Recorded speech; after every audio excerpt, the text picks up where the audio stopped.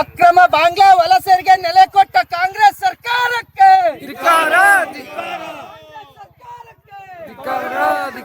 ಅಕ್ರಮ ವಲಸೆಗರಿಗೆ ನೆಲೆಯಾಗಿರುವ ಕಾಂಗ್ರೆಸ್ ಸರ್ಕಾರಕ್ಕೆ आप कहाँ का है? कौन सा देश है आपका? बांग्लादेश से। कितना साल हुआ? 5 साल हुआ था। ಮೊಬೈಲ್ ನಂಬರ್ ಹಂಗಲ್ಲ ಸರ್, ನಾವು 6 ದಿವಸದಿಂದ ಪೊಲೀಸ್ನವ್ರ ಮಾತು ಕೇಳಿ ಕೇಳಿ ಕೇಳಿ ಈಗ ನಾವ್ ಈ ಮತ್ತೆ ಕೇಳ್ತಾ ಇರೋದು. ನಮ್ಗೆ ನೀವು ಇಲ್ಲಿಂದ ಕರ್ಕೊಳ್ಳಿ ಸರ್. ನಾವು ಈಗ ಎಲ್ರು ಮತ್ತೆ ಸ್ಟೇಷನ್ ಹತ್ರ ಬಂದು ಸ್ಟೇಷನ್ ಹತ್ರ ಎಲ್ಲ ಇದ್ ಮಾಡಕ್ಕಲ್ಲ.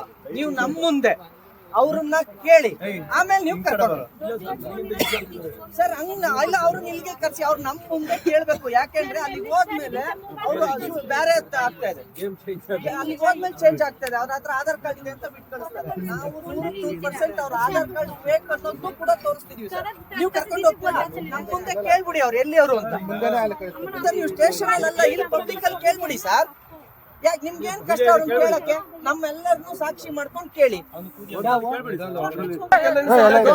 ಕೇಳ್ಬಿಡಿ ಅಲ್ಲ ಸರ್, ಕೇಳ್ಬಿಡಿ. ಯಾರು ಕೇಳ್ಬಿಡಿ ಸರ್.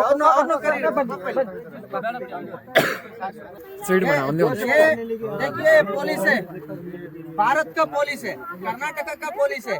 यहाँ का कानून रहता है, रूल्स रहता है, सब रहता है. आप कहाँ पे है? कौन सा देश है? बांग्लादेश से यहाँ आके कितना टाइम हुआ? कितना साल हुआ?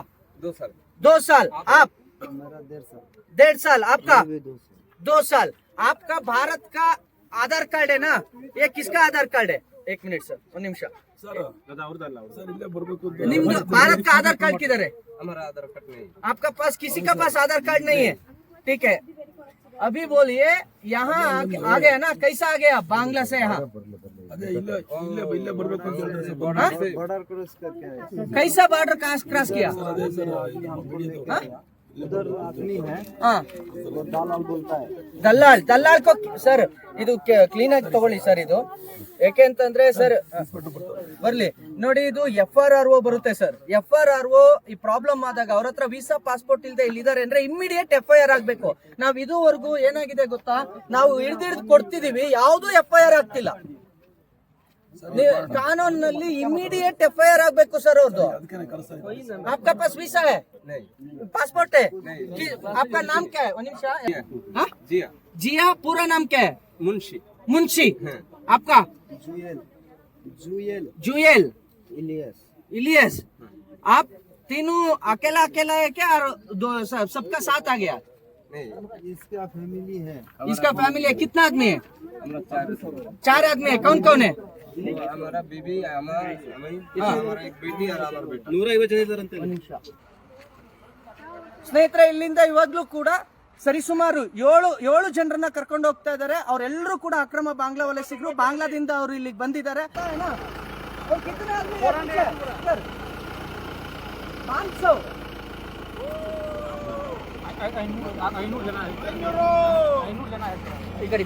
ಸ್ನೇಹಿತರೆ ನಮಸ್ತೆ. ಇಲ್ಲಿ ದಯವಿಟ್ಟು ಪ್ರತಿಯೊಬ್ರು ಕೂಡ ಹೆಚ್ಚಿನ ಸಂಖ್ಯೆಯಲ್ಲಿ ಇದನ್ನ ಶೇರ್ ಮಾಡಬೇಕು. ಯಾಕೆಂತಂದ್ರೆ ಕಳೆದ 6 ದಿನಗಳಿಂದ ಹಿಂದೂ ಕಾರ್ಯಕರ್ತರು ನಿರಂತರವಾಗಿ ಕಾರ್ಯಾಚರಣೆ ಮಾಡ್ತಾ ಇದ್ರು ಕೂಡ ಸರ್ಕಾರ